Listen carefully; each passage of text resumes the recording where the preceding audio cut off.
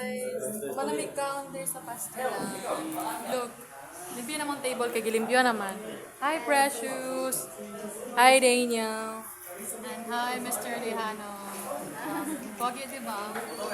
So guys, I'll be doing a challenge. So, kita niyo yung lalaki dyan sa likod.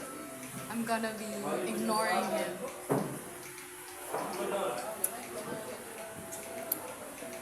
Hindi natin siya papansinin guys. And I don't know if kakausapin niya ako. For every time na kakausapin niya ako, I'm gonna ignore him na lang. Okay? And ang kasabot ko, tsaka yung isa nag-inom siya ng water. Ayan guys, magawa namin rin sa pastilan. Thank you for subscribing girl.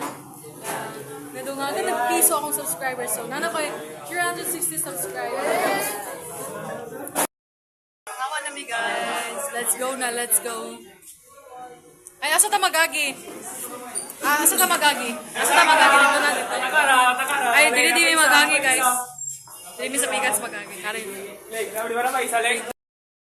Dito na tayo sa laulan. Ay, magpayong ka pre. Share tayo. Kapoy magkuha sa bag. Yes. Yes, ito tayo. Be careful. So guys, ang ating weather ngayon is... Ito na si Pipito ba? Tanawa. Ulan. It's kanang... Ano lang dahil kanang tama lang ulan. So, dili may nagkalasigay na sa annex, guys, ng Filipino subject. And now we're heading to the school. Yeah. So, what?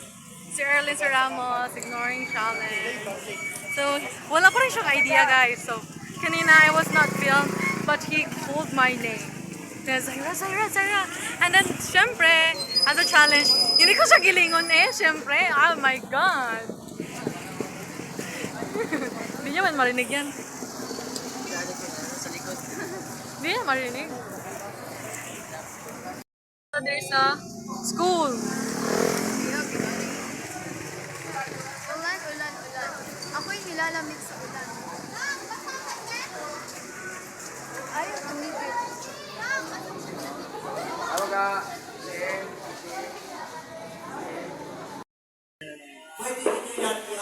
Ako gina-ignore guys, nasa tambangan.